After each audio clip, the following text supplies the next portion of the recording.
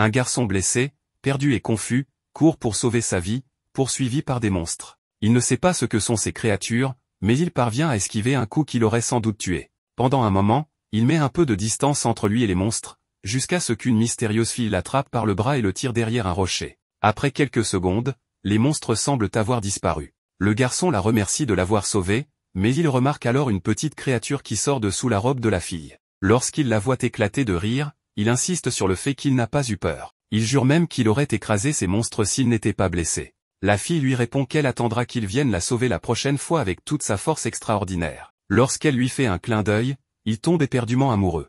Rassemblant son courage, il lui prend la main et lui avoue enfin ses sentiments. Mais au moment même où il s'apprête à le dire, il se réveille du rêve qu'il faisait. Deux garçons à côté de lui le taquinent, disant que ça devait être un rêve génial. Il est encerclé par une bande armée de battes de baseball. L'un d'eux lui promet qu'il va mourir pour s'être aventuré sur leur territoire comme s'il était chez lui. Pourtant, le garçon captif ne semble pas du tout perturbé. Ce qui le dérange vraiment, c'est que, pour la 1000e fois, il a échoué à avouer ses sentiments à la fille qu'il aime, même si ce n'était qu'un rêve. Les voyous plaisantent en disant qu'il prend un peu trop au pied de la lettre l'expression « la fille de tes rêves ». Le garçon leur répond en donnant un coup de pied à l'un d'eux et déclare qu'elle n'est pas qu'un rêve. Évidemment, les types n'aiment pas ça.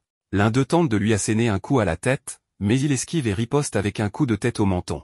Les assaillants l'attaquent à un, et malgré ses liens, il parvient à tenir tête. Un peu plus tard, on voit Narihira s'enfuir à moto. Ayant échappé à ces idiots, il se jure de tenir sa promesse pour toujours. Il retrouvera la fille qu'il aime, quoi qu'il arrive. En chemin, il traverse la route et aperçoit la même petite créature qui appartenait à cette fille. Il pile net, se demandant ce qui se passe. L'animal s'enfuit et il le poursuit. Soudain, un camion fonce sur l'animal, mais Narihira se jette dessus à la dernière seconde pour le sauver, dévalant lui-même le flanc de la montagne. Au lieu d'être grièvement blessé, il se réveille dans un endroit totalement différent, et la fille de ses rêves est juste devant lui. Souriant jusqu'aux oreilles, Narihira se présente comme le garçon qu'elle a un jour sauvé. Mais la fille ne semble pas du tout le reconnaître. En fait, ils sont en pleine représentation sur scène quand le petit animal tombe du ciel et atterrit pile sur la tête de Narihira, le propulsant tête la première dans la poitrine de la pauvre fille, qui pousse un cri strident. Dans le public, une fille aux cheveux verts éclate de rire, persuadée que ça fait partie de la pièce, mais la fille aux cheveux bleus insiste sur le fait que ce n'était absolument pas prévu. Excédée, elle demande à Sei si ce n'est pas bien plus amusant que ces danses ennuyeuses, et Sei ne peut qu'acquiescer. Pourtant, comme c'est un jour spécial, il décide de reprendre le contrôle. Il active un gadget caché dans sa main, qui lance une corde et attache Narihira à la scène. Même s'il admire le chaos que ce garçon a apporté au spectacle, il est temps de remettre de l'ordre. Finalement, la fille que Narihira aime lui donne une gifle et lui ordonne de déguerpir. Mis dehors, Narihira erre dans la rue, se demandant comment se faire pardonner. Plus loin, il voit un petit garçon en train de manger une brochette. Il s'approche pour lui demander s'ils vendent ça dans une supérette. Le gamin ne comprend pas de quoi il parle. Toujours insatisfait, Narihira entre dans une boutique au hasard et tente de comprendre comment acheter quelque chose.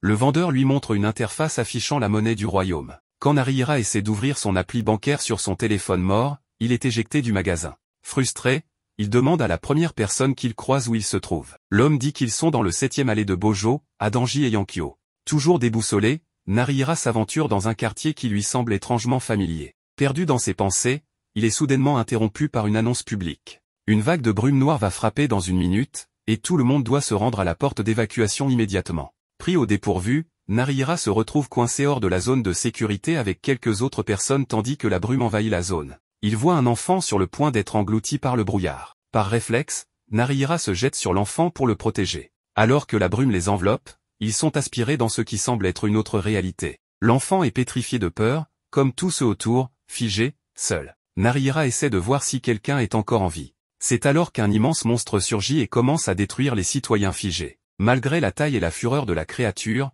Narihira ne recule pas. Il lui ordonne de les laisser tranquilles. Le géant répond en le frappant violemment, mais Narihira survit, bien que grièvement blessé. Il refuse de mourir si facilement. Mais alors qu'il reprend son souffle, le monstre attaque de nouveau. Cette fois, un robot apparaît et frappe la créature avec une telle puissance qu'elle est projetée plusieurs mètres plus loin. Ébahi, Narihira contemple son sauveur. Pendant ce temps, les personnes qui contrôlent le robot s'interrogent sur la façon dont ce garçon a pu ne pas être pétrifié alors qu'il était dans la brume noire. Le robot annonce alors que l'humain doit rester sur place pendant qu'il retient le démon. Mais Narihira, défiant les attentes, affirme que si le monstre revient, il lui bottera les fesses lui-même. Et effectivement, le démon revient à la charge. Mais le robot insiste pour que le garçon reste en retrait. Puis Yura appelle à Tsunaga, et ensemble, ils activent les 5 éléments. Le démon fonce, prêt à attaquer, mais le robot réplique avec les 5 tonnerres, une attaque puissante qui le vainc. Dans la salle de contrôle, la fille aux cheveux bleus comprend soudain que Narihira est le même garçon qui avait fait irruption sur scène. Maintenant que la brume s'est dissipée, les autorités arrivent pour soigner les blessés. Les 2 pilotes du robot approchent du garçon pour s'assurer qu'il va bien. Malgré tout, Narihira joue les durs et prétend qu'ils l'ont empêché de battre le géant lui-même. Cette arrogance pousse Yura à bout, et elle manque de lui sauter dessus. Atsunaga intervient pour calmer la tension, posant la main sur l'épaule de Narihira. Il avoue qu'il est impressionné que le garçon ait survécu à la brume noire, mais ça ne veut pas dire qu'il aurait pu vaincre un démon, surtout qu'il n'est pas un invocateur. Avant qu'il n'ait pu expliquer ce que cela signifie, il est appelé ailleurs. Non loin de là, la fille que Narihira avait vue transformée en pierre dans ses bras est bien vivante, et un sourire de soulagement éclaire son visage. Arpentant les rues de Heiankyo, totalement perdu, le jeune Takeru tente de se remonter le moral avec une devise de sa famille. C'est à ce moment que la fille de ses rêves réapparaît. Elle le reconnaît enfin, l'air agacé. Elle le réprimande pour avoir ruiné une pièce importante, d'autant plus que le conseiller de l'empereur assistait à la représentation. Pourtant, elle remarque qu'il est blessé et accepte de l'aider. Elle l'emmène dans un endroit où elle lui offre à manger. Pendant qu'il mange, il lui raconte son histoire, et elle comprend qu'il vient d'un autre monde. Elle est stupéfaite d'apprendre qu'il a traversé la brume noire indemne, chose jamais vue auparavant. Curieux, Narihira lui demande ce que sont la brume et les démons. Un homme à proximité explique que les démons sont les ennemis de l'humanité, venus d'un autre monde, et que la brume noire est un phénomène lié à leur invasion. Devant son envie de rentrer chez lui, la fille lui dit que les invocateurs pourraient peut-être l'aider. Mais Narihira rejette l'idée, surtout parce qu'il n'aime pas Atsunaga ni Yura. L'homme à côté se vexe et explique que les invocateurs sont ceux qui protègent encore la ville, en contrôlant les Shikagami. Une autre femme ajoute que le chef des invocateurs s'appelle Seimei Abeno. Pour une raison quelconque, Narihira lit mal le nom et dit Areaki Ambe. La nuit, Narihira n'arrive pas à dormir. Dehors, la fille de ses rêves danse sous un rayon de lumière, entourée d'ombre. Pensant que c'est le moment parfait, il sort, applaudit sa prestation, et elle lui sourit en demandant s'ils se sont déjà rencontrés. Narihira dit que oui, lui rappelant qu'il avait promis de devenir plus fort pour la protéger. Elle promet de ne plus oublier une chose aussi importante la prochaine fois, et elle se présente enfin, Tsukimiya. Le lendemain, lors du 2e jour du festival, Narihira aide à quelques tâches lorsqu'il aperçoit le messager du conseiller impérial parler à Tsukimiya. Le messager se plaint de la pièce désastreuse et dit que le conseiller est furieux. Il exige que Tsukimiya vienne au palais présenter ses excuses. Narihira intervient et avoue que c'est lui qui a gâché la pièce. Le messager l'ignore et insiste pour que Tsukimiya vienne. Narihira tente de se confesser à nouveau, mais il est interrompu par Seimei Abeno. Narihira l'appelle Areaki Ambe, ce qui fait rire Seimei, beaucoup de gens se trompent ainsi. Après avoir fait arrêter Narihira, le chef des invocateurs rassure Tsukimiya, et elle semble lui faire confiance. Plus tard, alors qu'il s'éloigne en aérocar, la fille aux cheveux verts demande à Seimei s'il est dérangé par ce garçon étrange, mais il ne s'en soucie pas. Soudain, une nouvelle alerte de brume noire retentit. Dans 20 secondes, Heiankyo sera de nouveau englouti par les ténèbres, car la ville est en pleine grand pandémonium. L'alerte est encore plus lente que d'habitude, et la brume touche la calèche céleste où se trouve Tsukimiya. Voyant son ami en danger, Narihira saisit la première arme qu'il trouve et court vers le chaos. Après tout, il a promis de la sauver, quoi qu'il arrive. À l'intérieur de la brume, Yura et Atsunaga combattent les démons envahisseurs. Pendant ce temps, Narihira traverse un terrain étrange à la recherche de son ami. Il finit par apercevoir le véhicule détruit. Les invocateurs essaient d'attaquer le géant ennemi, mais sont pris au dépourvu par des contre-attaques. Le démon utilise des portails pour se téléporter et frapper par surprise, infligeant de lourds dégâts aux Shikagami, incapables de réagir. Juste au moment où Narihira approche de Tsukimiya pétrifié, le démon termine sa série d'attaques par un tir destructeur qui endommage le réacteur spirituel du robot. Au moment critique, Sei fonce dans la salle de contrôle pour avoir des nouvelles du combat. Sur le champ de bataille, le démon s'apprête à achever Tsukimiya et le Shikagami. Mais au dernier moment, Narajira surgit et frappe le monstre. Tout le monde est stupéfait, sauf Sei, qui esquisse un sourire sarcastique. Plein d'énergie, Narihira tente de continuer l'offensive, mais le démon le saisit, l'écrase et le projette violemment au sol. Pourtant, ses blessures se guérissent comme par magie. Le monstre, désormais à distance, prépare une autre attaque. Narihira se relève avec difficulté, récite la devise de sa famille, puis fonce droit sur le tir du démon et le contre d'un coup de poing titanesque. Il se transforme alors, revêtu d'une armure invincible, et terrasse le démon d'un coup fatal. Dans la salle de contrôle, Sei observe la scène et admet que ce garçon est vraiment spécial. Dans la brume, Narihira retrouve sa forme initiale et se réjouit de voir son amie vivante. Mais soudain, le cœur du démon surgit du sol, un portail s'ouvre, et Tsukimiya est brisé en éclats. Une autre créature réapparaît et transperce Narihira de ses griffes dans le dos. La scène suivante le montre se réveillant en panique, de retour dans la situation exacte dans laquelle il était arrivé dans ce monde. Le protagoniste ne peut s'empêcher de se sentir heureux de voir qu'elle est en vie. Mais une nouvelle fois, Tsukiyama est effrayé. Ses parents ordonnent au protagoniste de partir, et Atsunaga lui lance un pouvoir pour l'immobiliser, alors qu'il se trouvait justement derrière la scène par hasard. Même si le protagoniste dit à Narihira son nom et qu'ils sont amis, elle affirme qu'elle ne le connaît pas du tout. Cela laisse le protagoniste très confus. À cause de cela, il finit par être emmené en prison, insistant sur le fait qu'il connaît sa Tsukimiya depuis longtemps. Atsunaga refuse de le croire, mais ces trois-là ont remarqué la situation, alors ils décident de s'approcher. Pendant ce temps, Atsunaga dit de ne pas croire le protagoniste, car il a probablement rêvé beaucoup de choses avec sa Tsukimiya. Pourquoi? Parce que lui aussi a vécu la même chose. Seme est arrivé. Le protagoniste lui demande s'il le reconnaît, mais Seme dit qu'il ne le connaît pas du tout. Atsunaga lui conseille de ne pas se lier au protagoniste, car il est complètement fou. Takeru insiste, disant la vérité, il a combattu un démon dans la brume noire, il a été empalé, et il est ensuite apparu sur scène comme par magie. Pour Atsunaga, cela n'a aucun sens, car il est impossible que Takeru soit un invocateur. Le protagoniste insiste sur la véracité de ses paroles, mais Seme pense que si c'est une blague, elle est de très mauvais goût. Mais il n'y a aucun moyen de savoir s'il dit la vérité ou non. Le protagoniste leur rappelle une devise des Narihira, la confiance ne se gagne pas avec des mots, il faut la mériter par des actes. C'est pourquoi il leur demande de lui permettre d'affronter un démon, car ce serait la manière la plus rapide de le prouver. C'est ainsi qu'il se retrouve à cet endroit. Le protagoniste ordonne à ce pouvoir de réapparaître, mais il fait vraiment pitié. Yura en a marre de ça et lui donne une leçon pour ne pas avoir respecté les démons. Seme est déçu, car il attendait quelque chose d'intéressant de tout cela. Il décide de poser quelques questions au protagoniste puis de le laisser partir. Après tout cela, le protagoniste court de frustration, car rien ne se passe bien et tout cela n'a aucun sens. Il ne comprend pas ce qui se passe.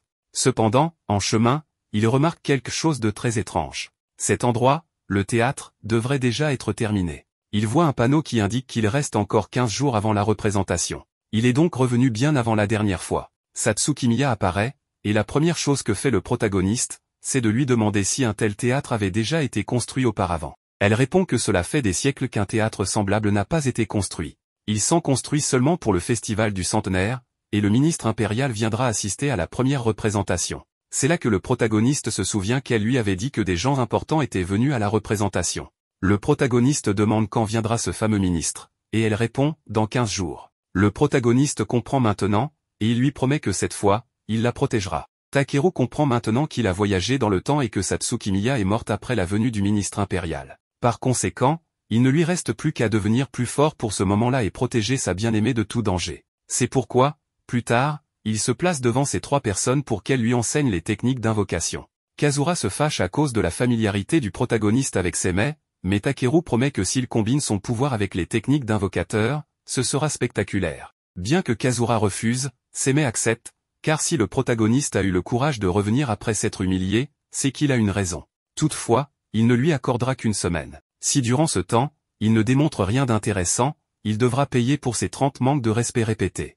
Le protagoniste accepte avec plaisir. En classe, ils expliquent au protagoniste que les invocateurs utilisent le pouvoir spirituel pour convertir les 5 esprits issus du bois, du feu, de la terre, du métal et de l'eau afin d'obtenir divers effets. Presque tous les humains naissent avec du pouvoir spirituel, mais pour utiliser les techniques d'invocation, ceux qui ont une aptitude doivent s'entraîner pendant des années pour renforcer leur pouvoir spirituel. Plus ils peuvent manipuler de pouvoir spirituel, plus ils grandiront en tant qu'invocateurs. Le protagoniste dit qu'il sait déjà tout cela et demande à apprendre directement les Shikigami. Kazura lui montre ce jouet appelé élément, un récipient spirituel pour s'entraîner. Elle l'avertit que s'il veut manier un Shikigami, il doit canaliser son pouvoir pour faire se lever élément. Pour cela, il devra mettre ce gant magique, et c'est tout. Takeru devra se concentrer et stocker le pouvoir dans le gant. Comme les deux savent qu'il n'y arrivera pas, elles lui disent de les avertir lorsqu'il y parviendra. Takeru pense que ce sera facile, mais des heures passent et il n'a toujours rien accompli. Soudain, Atsunaga apparaît, disant qu'il ne croit pas trop à l'histoire du protagoniste, mais il veut savoir pourquoi il est aussi obsédé par tout cela. Takeru doute que répondre serve à quelque chose. Tout ce qu'il veut, c'est devenir plus fort pour protéger une personne. Atsunaga le touche et lui annonce qu'il ne possède pas le niveau de pouvoir spirituel de base pour manier un Shikigami. Cependant, il élargira sa capacité pour qu'il puisse y parvenir. Le protagoniste demande si cela le rendra plus fort, et Atsunaga pense que ce n'est possible que s'il a le courage de supporter la douleur. Takeru dit que ce n'est pas un problème, mais bientôt, il commence à en souffrir. Pendant qu'Atsunaga veut se reposer, le protagoniste s'infiltre dans sa chambre pour lui demander s'il est aussi fan de Satsuki Miya. Atsunaga veut savoir pourquoi il est venu, et le protagoniste lui dit qu'il n'a nulle part où dormir. Le blond ne veut pas qu'il reste, mais le protagoniste lui répond que dans ce cas, il ira dormir chez son ami Tsukiyama. Le blond le retient, lui dit que c'est bon, qu'il peut rester, et Takeru lui prépare un repas en guise de remerciement. Plus tard, ils finissent même par inviter Yura, mais après le dîner, Atsunaga veut savoir qui Takeru cherche à protéger. Le protagoniste répond que c'est Tsukiyama, et il raconte qu'il a voyagé dans le temps, et que Tsukiyama mourra dans 2 semaines. Atsunaga ne le croit évidemment pas, mais promet tout de même de protéger Satsuki Miya. Le lendemain, il commence l'entraînement, et après 3 jours, le protagoniste parvient à son objectif. Atsunaga lui dit que ce pouvoir est la force, une variante des pouvoirs élémentaires. La force consiste à renforcer le corps, mais le blond prévient Takeru que pour la maîtriser, il lui faudrait environ 1 an. C'est un problème pour le protagoniste, car il n'a pas ce temps. Plus tard, on voit Yura demander au blond pourquoi il perd son temps avec un clown comme le protagoniste. Il dit qu'il y a des choses à apprendre de lui et que ce ne sera pas une perte de temps. Elle se fâche à cause de cette réponse, car elle sait qu'il veut dire quelque chose de plus. Cependant, l'alarme retentit et une brume noire va apparaître dans 60 secondes. Pendant que les invocateurs analysent la situation, le protagoniste s'infiltre et dit qu'il entrera aussi dans la brume. Kazura lui dit qu'il est fou, qu'il ne peut pas y entrer sans Shikigami. Même si Kazura insiste pour qu'il n'y aille pas, le protagoniste affirme qu'il ira, car il n'a pas de temps à perdre. Le blond lui dit qu'il ne le fera pas, que sans bien maîtriser ses pouvoirs, cela ne servirait à rien, et le met KO. Lorsqu'il se réveille, Atsunaga lui dit qu'il s'est déjà occupé de tout avec ses camarades, et il lui demande de l'accompagner. C'est ici qu'une brume noire est apparue, et plusieurs démons ont été vaincus. À ce moment-là, Atsunaga a commis une erreur, et son supérieur a combattu au prix de sa vie pour régler la situation. Il explique que si on se perd dans la brume noire, tout ce qu'on est disparaît. C'est pourquoi il faut toujours entrer en étant prêt à gagner. Il veut que Takeru comprenne bien que s'il continue à interférer avec sa mission, il n'aura aucune pitié. Une semaine plus tard, on annonce à Seimei que Takeru n'est jamais revenu, ce qui le déçoit un peu. Justement, une nouvelle brume apparaît, à une échelle assez grande. Atsunaga et Yura invoquent leurs invocations pour entrer combattre. Une fois à l'intérieur, ils identifient le démon, qui semble pouvoir contrôler des marionnettes à distance. L'intention de Yura est de vaincre l'ennemi en un seul coup. Atsunaga commence donc à charger une technique de foudre. Toutefois, même s'ils tiennent bon un moment, les choses dégénèrent, et Yura finit par sortir de la brume. C'est mauvais, car si Atsunaga reste seul, son pouvoir spirituel sera trop faible pour vaincre le démon. Le problème, c'est que malgré les appels à sortir, le blond refuse, affirmant que si c'est nécessaire, il protégera la ville avec sa vie. Il lance donc une puissante attaque de foudre. Mais le protagoniste intervient et donne un coup très fort à l'ennemi. Takeru demande à son ami de ne pas foncer tête baissée, mais les autres n'en reviennent pas que ce soit vrai qu'il pouvait entrer dans la brume. En plus, Takeru vient d'utiliser corps solide, et c'était très puissant. Atsunaga veut savoir quand il a appris cela, mais Takeru dit que c'est la première fois que ça fonctionne. Il le félicite pour sa détermination et ses techniques incroyables, mais lui rappelle qu'il fait aussi partie de tout cela. Un des principes des invocateurs est que la confiance ne se gagne pas avec des mots, mais avec des actes. Atsunaga sourit et demande au protagoniste d'entrer dans le Shikigami pour utiliser son pouvoir maximal, car une seule personne ne suffit pas. Takeru accepte, et peu après, le pouvoir de la dernière fois commence à se manifester, cette fois avec le Shikigami. Et maintenant, vaincre ce démon est un jeu d'enfant. Il l'élimine en quelques mouvements seulement. De retour, le protagoniste dit à Yura qu'il a bien remplacé son rôle, mais elle lui donne un bon coup de pied sauté. Seimei admet qu'il a été enchanté par ce qu'il a vu plus tôt, alors il invite officiellement le protagoniste à devenir un invocateur à part entière. Takeru n'en revient pas.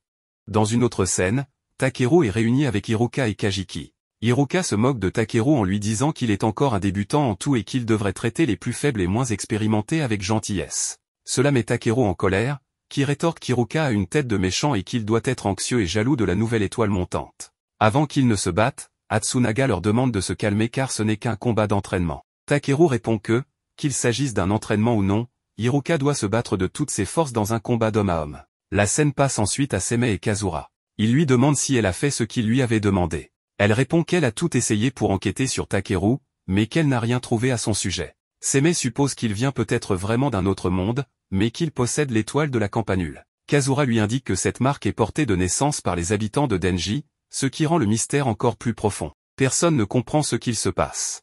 On revient à Takeru et Iruka en plein combat. Chacun tente de frapper l'autre, mais Takeru s'en sort bien. Yura observe qu'il n'y arriverait pas si Atsunaga ne l'avait pas aidé avec la technique. Takeru utilise alors le pouvoir de l'étoile de papier pour frapper, mais cela n'a aucun effet. Hiruka tente de contre-attaquer avec son pouvoir nuage et brume, mais Takeru esquive grâce à son étoile de papier. Il attaque ensuite de toutes ses forces et touche Hiruka, remportant la victoire contre Hiruka et Kajiki. Il est fou de joie. Yura se rend alors auprès de Kajiki et lui dit qu'ils vont invoquer un Shikagami. Seme et Kazura observent tout et comprennent que Yura a changé de partenaire, transformant le combat en affrontement entre candidats aux 5 étoiles. Ensuite, un autre combat commence entre Yura et Takeru. Yura utilise son coup final sur Takeru, mais cela ne fonctionne pas, car il utilise son pouvoir pour créer une barrière avec l'étoile de papier, bloquant ses attaques. Yura comprend qu'Atsunaga a aidé Takeru en échangeant leur position. Atsunaga utilise ensuite les 5 éléments pour frapper Yura, qui déploie également ses grands pouvoirs, mais aucun des deux ne parvient à atteindre l'autre, chacun bloquant les attaques de l'autre. Le combat se termine à ce moment-là et ils retirent leurs armures. Takeru ne comprend pas ce qu'il s'est passé, et Atsunaga explique que c'était un entraînement contre Hiruka et Kajiki. Plus tard, en quittant la salle d'entraînement, Takeru demande à Atsunaga pourquoi son coup de poing noir n'a pas fonctionné cette fois. Atsunaga ne répond pas car il aperçoit Yura. Il lui dit qu'elle commence à bien s'harmoniser avec Kajiki et qu'il ne s'oppose pas à ce qu'elle devienne son partenaire. Yura devient jalouse de la proximité entre Takeru et Atsunaga. Atsunaga lui dit qu'il ne voulait pas dire ça de cette manière, mais qu'il pense que l'endurance de Kajiki lui permettra de se battre librement. Yura répond avec colère qu'il ne devrait pas se retenir la prochaine fois et utiliser ses coups finaux contre elle, puis elle s'en va. Le soir, Takeru se rend chez Tsukimiya et leur prépare un délicieux repas pour lequel il le remercie. Ils étaient surpris qu'Atsunaga l'ait amené, mais sont maintenant impressionnés par ses talents de cuisinier. Ils lui demandent des nouvelles d'Atsunaga, et Takeru leur dit qu'il a dit que les 5 étoiles seront bientôt choisies, alors il doit s'entraîner. Tsukimiya lui demande s'il ne s'agit pas du plus haut rang pour un invocateur. Takeru répond qu'il est devenu invocateur pour la protéger. Tsukimiya lui demande d'être honnête, car elle est heureuse de l'entendre. Takeru lui demande ensuite une faveur. Il sait que le principal examinateur viendra voir le spectacle le lendemain et souhaite qu'elle passe toute la journée avec lui. Tsukimiya lui répond qu'elle risque de ne pas pouvoir, car il y aura d'autres représentations. Takeru insiste. Tsukimiya a très peur des Onis effrayants qui surgissent soudainement et sèment le chaos dans la ville. Tout le monde est sur les nerfs, mais elle ne veut pas abandonner et veut continuer à danser pour apporter un peu de joie au peuple de Denji. C'est le but de sa vie et elle ne veut pas que le théâtre perde de sa valeur. Takeru jure de la protéger, même s'ils ne sont pas dans le même groupe. Le lendemain matin, Takeru va au terrain d'entraînement, où Seme demande à Atsunaga de le frapper avec la foudre quintuple, assez puissante pour le tuer, afin de voir s'il peut résister et révéler son pouvoir caché. Il dit à Takeru de ne pas s'inquiéter, car Shino le sauvera si besoin. En d'autres termes, sa vie doit être en danger pour qu'il utilise son pouvoir. Takeru accepte et le combat commence.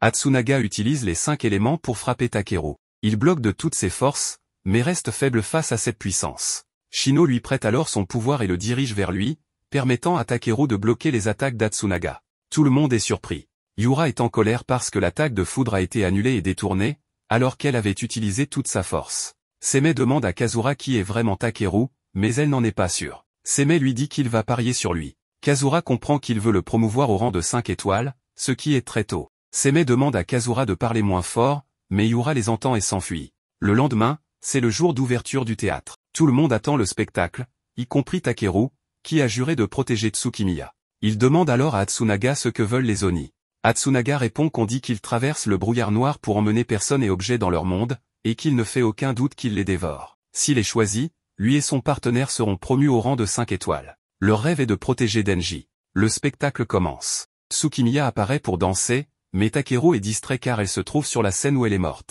Il ne comprend pas pourquoi l'examinateur l'a convoquée. Soudain, ils sont piégés dans le brouillard noir. Takeru a une idée et s'enfuit pour l'exécuter. Atsunaga essaie de comprendre, mais Takeru ne peut rien lui dire. Il sort alors du théâtre et avertit tout le monde que le brouillard noir approche, leur demandant de fuir. Le brouillard noir apparaît effectivement dans le ciel de la ville et s'étendra dans un rayon de 200 mètres en 60 secondes. Atsunaga ne comprend pas ce qu'il se passe. Le brouillard commence à se répandre. Takeru parvient à avertir tout le monde de retourner chez eux. Seme et Atsunaga comprennent qu'il a voyagé dans le temps. Atsunaga dit que Takeru a déjà vu la mort de Tsukimiya de ses propres yeux et qu'il a sauté à un moment antérieur. C'est donc aujourd'hui ce jour. Il en doutait, mais maintenant il le croit. On le voit ensuite seul, disant qu'il a réussi à sauver cette fille, ce qui signifie que Tsukimiya peut aussi être sauvé. En réalité, il n'est pas tombé sur la scène, donc l'examinateur ne l'aidera pas. Yura rejoint Takeru et lui propose un combat sans armes ni technique, pour savoir qui est le plus fort dans un duel. Takeru accepte et ils s'en vont ensemble. Il pense que le brouillard noir qui a piégé Tsukimiya apparaîtra ce soir, donc il reste du temps. Il demande alors à Yura pourquoi elle veut se battre maintenant. Elle répond qu'elle veut savoir qui est le plus fort. Pas de technique d'invocateur, celui qui tombe ou s'agenouille a perdu. Il commence à se battre, mais la scène passe à Tsukimiya qui répète. Atsunaga la voit et dit qu'elle sera magnifique, mais qu'il y a plus important aujourd'hui. La jeune fille lui demande pourquoi ce jour est spécial, car Takeru a dit la même chose. Atsunaga répond qu'il ne peut pas lui dire. Un émissaire du conseiller principal arrive, impressionné par sa danse d'hier, et veut lui remettre une récompense immédiatement. Atsunaga est choqué. La scène revient à Takeru et Yura qui se battent. Yura est très forte. Takeru lui dit qu'elle est même sans technique d'invocateur. Elle l'attaque encore plus fort. Il lui dit qu'elle dit vouloir être la meilleure, mais se laisse trop emporter. Elle lui crie de se taire, qu'elle doit être la meilleure en tout sinon elle ne sera pas à la hauteur d'Atsunaga. Elle doit devenir la partenaire de Kajiki et ne peut pas se battre à sa façon. Si Takeru a quelque chose à dire, qu'il le dise.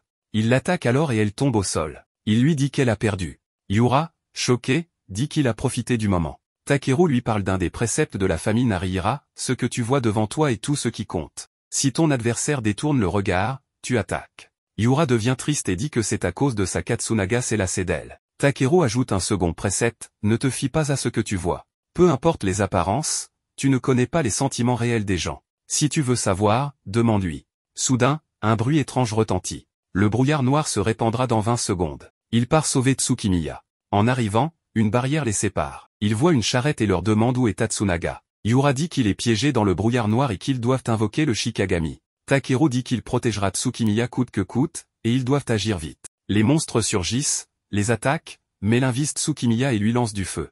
Kazura dit que le réacteur spirituel a atteint le niveau D et ne fonctionnera plus. Yura demande à Takeru de battre en retraite, mais il refuse. Il crie qu'il protégera Tsukimiya cette fois. Il frappe le monstre, qui disparaît puis réapparaît derrière lui et le frappe. Mais Takeru a compris tous ses mouvements. Il le frappe et le fait exploser. Le brouillard disparaît, il est heureux de voir qu'elle respire, car il l'a sauvée. Soudain, d'étranges créatures apparaissent. Yura se réveille en hâte pour réveiller Takeru, mais il ne répond pas et se transforme en un énorme monstre qui détruit la ville. Seme apparaît et invoque le commandant Toda du Sud-Est. Il dit à Takeru que son adversaire est là. Tandis que le chef des pilotes se demande si Takeru a pris cette forme contre sa volonté, l'Oni ne perd pas de temps et fonce, assénant un coup de poing au robot, qui est contraint de lever un bouclier pour se défendre. Sachant que cet adversaire est bien plus fort qu'un Shikagami ordinaire, Seme aimerait éviter de voir cette partie de la ville réduite en ruine. Il ordonne donc à Toda de frapper avec une attaque féroce. Grâce à ce pouvoir, le général Céleste manie son bâton et prend un net avantage dans le combat, écrasant facilement son ennemi. Ensuite, le robot invoque plusieurs projections du même bâton, qui transpercent le corps de la bête et l'immobilise. Une fois la créature maîtrisée, Seme remarque que des particules universelles s'échappent de l'Oni comme du sang, exactement comme il le soupçonnait. Pour mettre fin au combat, il crée une sphère magique qui enveloppe le monstre et le transforme en une gigantesque poupée de bois. En observant la scène, Seme comprend que la technique utilisée par Takeru est très différente de celle des invocateurs. Quoi que ce soit, cela semble être propre à ce garçon. Quelque temps plus tard, Takeru se réveille dans un lit, avec Kazura et deux autres hommes penchés sur lui. Surpris, il demande immédiatement où se trouve Tsukimiya. Sa réaction paniquée pousse les hommes à se préparer à une possible attaque, ce qui effraie encore plus Takeru. Kazura leur ordonne de se détendre, il semble que l'étranger ait désormais le contrôle de ses actes. L'atmosphère s'apaise, et Tsukimiya entre dans la pièce accompagnée d'Atsunaga et de Yura, souriante. Elle dit avoir entendu que Takeru est remonté dans le temps pour la protéger, ce qu'il confirme, après tout, c'était une promesse. Moins sentimentale, Yura intervient pour rappeler que ce n'est pas le moment de se réjouir. Pour le prouver, elle emmène Takeru dans la partie de la ville qu'il a détruite. Kazura ajoute que cela aurait pu être bien pire sans l'intervention de Seme. En parlant de lui, Takeru est convoqué pour discuter avec Seme, qui veut savoir si ce garçon voyageur du temps a toujours eu ce pouvoir. Confus, Takeru explique que tout cela est aussi inattendu pour lui que pour les autres. Seme avoue vouloir utiliser ce pouvoir pour le prochain pandémonium centenaire, mais Takeru pense que c'est bien trop dangereux. Cependant, Seme insiste, la victoire est ce qui importe le plus. Takeru demande d'abord ce qu'est ce pandémonium. Kazura explique que tous les 100 ans, la frontière avec le monde des Oni s'affaiblit, et le pandémonium est un rituel où les Oni envahissent ce monde pour détruire leurs dieux. D'après Seme, 2 des 5 étoiles sont choisies pour invoquer le grand Shikagami et mener cette bataille. Gagner cette série de rituels est ce qui a maintenu la paix pendant un millénaire. Takeru demande si Seme va être l'un des 2 étoiles, mais ce dernier secoue la tête, ceux qui participent doivent être liés au monde des Oni. C'est le rôle du chef de nommer quelqu'un d'autre pour se battre à sa place. Il pense que les Oni ont gagné en puissance depuis 100 ans, et que cette force dévastatrice est désormais nécessaire. C'est pourquoi il invite Takeru à devenir l'une des 5 étoiles. Plus tard, Takeru en parle à Atsunaga, qui n'en croit pas ses oreilles. Takeru dit qu'il va y réfléchir, même s'il penche pour refuser. Lorsqu'il dit cela, Atsunaga crache son thé en s'écriant que c'est le plus grand honneur qui soit. Mais c'est précisément pour cette raison que Takeru veut refuser, ce n'est pas un rôle pour quelqu'un qui vient tout juste d'apprendre les techniques d'invocateur. Et s'il perdait encore le contrôle? Atsunaga comprend l'angoisse de son ami et lui demande ce qu'il compte faire ensuite. Ayant déjà protégé Tsukimiya, Takeru admet vouloir retourner dans son monde d'origine, sans savoir comment. Quoi qu'il en soit, il a autre chose à faire d'abord. Le lendemain, il s'excuse humblement auprès des habitants dont il a détruit les maisons. Un résident, visiblement furieux, dit que la qualité des invocateurs a bien baissé si ce garçon en fait partie. La remarque touche profondément Takeru. À ce moment, Seme arrive et déclare que la faute lui revient à lui aussi, c'est lui qui a nommé ce garçon pilote. Le chef s'incline et présente ses excuses, mettant les habitants dans l'embarras. Ensuite, Seme retrousse ses manches et aide personnellement à la reconstruction. En le regardant enfoncer une planche, Takeru lui demande s'il ne pourrait pas tout réparer d'un coup de magie, mais Seme dit qu'il est toujours épuisé du combat de la veille. En plus, il apprécie le contact avec les gens, leur énergie est contagieuse. Il admet même que cette sensation lui a donné de la force d'innombrables fois au cours des 1000 dernières années. Takeru est choqué d'apprendre qu'il a plus d'un millénaire. Seme précise qu'il est une exception, et que des actions comme aujourd'hui boostent sa popularité. Il annonce fièrement avoir terminé la réparation d'une section, et les habitants le remercient chaleureusement. Seme a une idée pour aider Takeru à contrôler son pouvoir, mais avant qu'il puisse en dire plus, Tsukimiya arrive en courant et l'invite à l'ouverture de la boutique pour le festival du centenaire. Cela fait sourire Takeru de toutes ses dents. Pendant ce temps, un invocateur espionne leur conversation au loin. Le lendemain, Takeru arrive au festival et trouve Tsukimiya habillé d'un yukata. Elle fait la moue parce qu'il est en retard, et il lui explique qu'il s'est perdu dans la foule. Pour le punir, elle lui demande de lui gagner une peluche à l'effigie de Seme. Confiant, Takeru vise et tire une flèche sur la peluche, mais celle-ci disparaît avant d'être touchée. Le vendeur jure que rien n'a bougé. Non loin, Atsunaga se réjouit de sa farce pendant que Yura lui demande pourquoi elle est là aussi. Il répond qu'il y a beaucoup de couples ce soir et qu'il se serait trop fait remarquer en venant seul. Il précise qu'il n'approuve pas ce rendez-vous entre Takeru et Tsukimiya. Yura l'ignore, mais Atsunaga la complimente soudainement sur sa tenue, la surprenant. Elle essaie de faire semblant d'être indifférente, mais elle est manifestement ravie. À ce moment-là, Takeru revient, furieux d'avoir compris qu'Atsunaga était derrière le tour avec la peluche. Mais comme toujours, Tsukimiya est juste contente de retrouver ses amis et les invite à profiter du festival ensemble. Les 4 prennent des photos, et à chaque occasion, Takeru montre clairement qu'il n'apprécie pas Atsunaga. Ce dernier tente d'expliquer qu'il n'est pas en couple avec Yura, et qu'il espère encore avoir une chance avec Tsukimiya. Non loin de là, 2 civils dont la vie a été bouleversée par l'attaque de Takeru le remarquent au festival. Ils l'appellent, et il s'excuse encore une fois. Mais cette fois, l'homme lui offre des boulettes gratuites, reconnaissant son aide. La femme ajoute que c'est lui qui a sauvé leur nièce lors d'une attaque d'Oni, ce qui a amélioré leur opinion. Peu à peu, le garçon commence à tisser des liens avec eux. Tsukimiya dit qu'il devait avoir beaucoup d'amis dans son monde d'origine, mais il répond que non.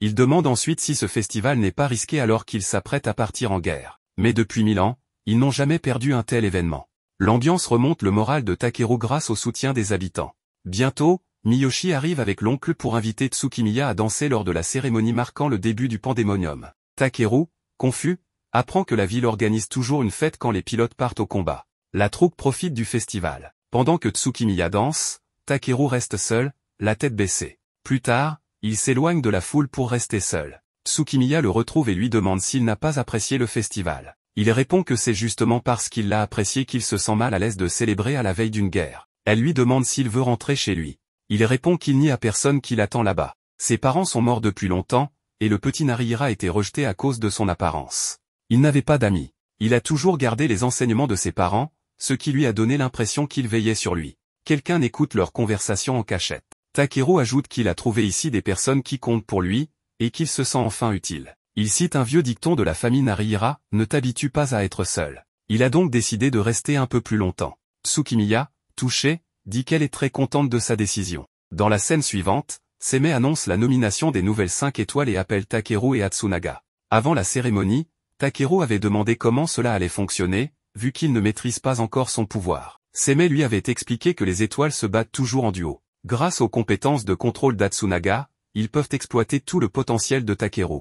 Les deux posent leurs mains sur une plateforme magique et sont officiellement nommés 2 des 5 étoiles de Denji. Plus tard, Atsunaga regrette que Yura n'ait pas été choisi, malgré les combats qu'ils ont menés ensemble. Mais Yura reste digne et dit que si l'un des deux échoue, elle sera prête à prendre la relève. Puis, avec moins de maturité, elle lui donne un coup de pied en lui disant de ne pas mourir. Le jour du pandémonium, Takeru apprend que lorsqu'un Shikagami ordinaire est invoqué, l'âme de l'utilisateur entre dans la créature. Mais dans le cas du grand Shikagami, ce sont les 5 étoiles elles-mêmes qui sont transformées. Dans les sous-sols de l'agence, Tsukimiya se prépare. Une scène virtuelle est projetée, et elle danse seule. Les invocateurs canalisent leur énergie dans les étoiles, pendant que Seme connecte ce monde au royaume des Oni. Quand les 3 factions terminent leur rituel, le grand Shikagami est invoqué. À l'intérieur de la machine, Takeru se sent invincible. Dans le monde des Oni, il voit approcher le dieu Oni. Takeru commence à piloter pour s'habituer au mouvement, donne un coup de poing, puis Atsunaga invoque des dagues pour retenir l'Oni. Mais la bête se libère et avance vers les autres invocateurs. Takeru tente de l'arrêter,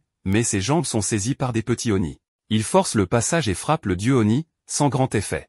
Ura comprend que le monstre a activé les 7 pas, à chaque pas, il gagne en puissance jusqu'à son apogée. Elle crie à tout le monde de s'écarter. Mais Takeru fait face. Leurs poings se rencontrent dans un choc titanesque. Le Shikagami est détruit. Atsunaga, gravement blessé, dit à Takeru de partir et sacrifie sa vie dans une explosion massive. Pourtant, le dieu Oni survit, détruit la capsule de pilotage et continue son carnage. Takeru tente de l'arrêter mais trouve Seme, immobile. Il le supplie d'agir, mais Seme dit que tout espoir est perdu. Des débris tombent, transperçant Takeru.